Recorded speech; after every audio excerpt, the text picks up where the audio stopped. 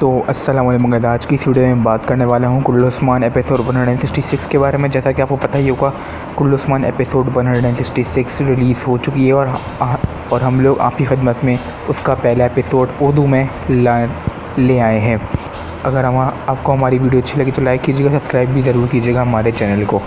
Episode की शुरुआत हम देखते हैं जहाँ पर जहर तय आवाज़ें लगा कर उस्मान बे को रोकने की कोशिश कर रहा होता है और ये बताने की कोशिश कर रहा होता है कि अलाउद्दीन किले के बाहर लटका हुआ है। लेकिन उस्मान बे धड़ाधड़ हमले करे जा रहे होते हैं किले के ऊपर, लेकिन किसी न किसी तरह से जहर तय उस्मान बे को रोक लेता है, जिसको देखकर उस्मान बे भी रुक जाते हैं और काफ़ी ज़्यादा परेशान हो जाते हैं कि जहर तय उनको इतनी तेज़ आवाज़ें लगा क्यों रहा है और मना कर रहा है मंजनीकों से हमला करने से।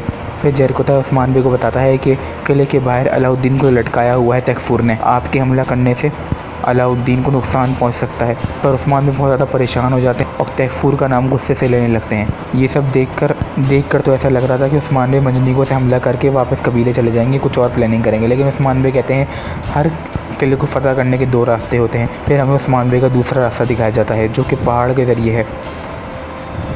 एक तो एंट्रेंस का रास्ता था किले का, लेकिन फिर हमें दिखाया जाता है कि दूसरा रास्ता ये है कि ये किला जो है पहाड़ के ऊपर बना हुआ है, यानी पहाड़ को सर करके किले की छतों पर चढ़ के किले के अंदर दाखिल होने वाला रास्ता, जो कि बहुत मुश्किल रास्ता था। फिर उस्मान बे ओरहान को कहते हैं कि वो किले के बाहर खड़ा हो जाए। वो अपने सिपाहियों के साथ पहाड़ सर करने लगते हैं। फिर हमें अगले सीन में दिखाया जाता है कि उस्मान बे पहाड़ चढ़ रहे होते हैं किले के अंदर दाखिल होने के लिए। काफ़ी ज़्यादा मुश्किलात का सामना करते हुए दिखाया जाता है उस्मान बे को और उनकी सिपाहियों को भी, जहाँ बोरान, जहर तय और जितने भी सरदारों के बेटे हैं वो सब चढ़ रहे होते हैं पहाड़ के ऊपर, ताकि पहाड़ के ज़रिए हम किले के अंदर दाखिल हो सके। फिर काफ़ी ज़्यादा मुशक्क़त करने के बाद उस्मान बे किले के अंदर दाखिल होने ही वाले होते हैं कि अचानक से किले के अंदर एक सिपाही उनकी सब आवाज़ें सुन लेता है कि कोई ना कोई दाखिल हो रहा है। वो जैसे ही भाग जहाँ झांकता है उस पर उस्मान बे हमला कर देते हैं। उसके बाद एक और सिपाही भी उस्मान बे हमला करते हैं और किले के अंदर दाखिल हो जाते हैं। फिर उस्मान बे और उनके सिपाही किले के अंदर धावा बोल देते हैं और अपना तीर चला के ओरहान को भी खबरदार कर देते हैं कि वो किले के अंदर दाखिल हो चुके हैं। यहाँ से ओरहान भी भागना शुरू कर देता है किले की तरफ, किले की एंट्रेंस को तोड़ के वो भी अंदर दाखिल हो सके।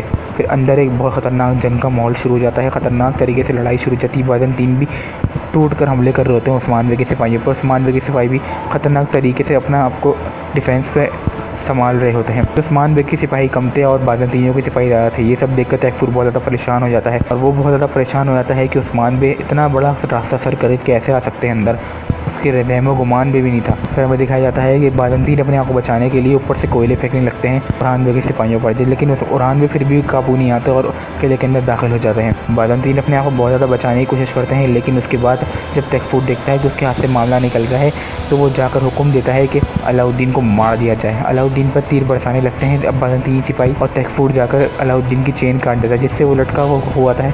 जिस चेन से अलाउद्दीन लटका हुआ होता है वो चेन जाकर तैफूर काट देता है, लेकिन उस्मान बे ऐन वक्त पर आ जाते हैं और तैफूर का सर धड़ से अलग कर देते हैं और उसके बाद चेन को अपनी ताकत से पकड़ने लगते हैं, ताकि चेन अगर टूट गई थी, अगर उस्मान बे उसको ना पकड़ते तो अलाउद्दीन नीचे गिर जाता और उसकी मौत हो जाती। लेकिन उस्मान बे उस चेन को पकड़ते हैं और उसको पकड़ के अलाउद्दीन को बचा के रखते हैं। लेकिन एक जगह से बादन तीन सिपाही भी आने लगते हैं, लेकिन उनको ओरहान संभाल लेता है और बाकी सब लोग मिल के अलाउद्दीन को ऊपर खींच लेते हैं और किसी न किसी तरह से बचा लेते हैं अलाउद्दीन को। उसके थोड़ी देर बाद ही जहर तय आता है और बहुत अच्छी खबर देते हुए कहता है कि करादीन किला आज से काइयों की मिल्कियत बन गया है, जिस पर उस्मान बे अल्लाह का शुक्र अदा करते हैं और अल्लाह अकबर के नारे पूरे करादीन किले में लगा देते हैं। फिर हमें कमांडर लूकस का सीन दिखाया जाता है जहाँ पर करासी बे कमांडर लूकस के पास आता है और उसके पास आकर उससे अपना इंट्रोडक्शन करवाने लगता है और उससे मुक़द्दस मुसलमानों की अमानत जो है उनके बारे में बात करने लगता है। कमांडर लूकस कहता है कि मैं तुम्हें मुक़द्दस अमानत दूंगा मुसलमानों की जो उसके पास हैं, जो कि काफ़रों के हाथ लग चुकी हैं। तो गाइस, आज की वीडियो में इतना ही। दूसरे पार्ट देखने के लिए हमारे चैनल को सब्सक्राइब ज़रूर करें। मिलता हूँ अगली वीडियो में। इस एपिसोड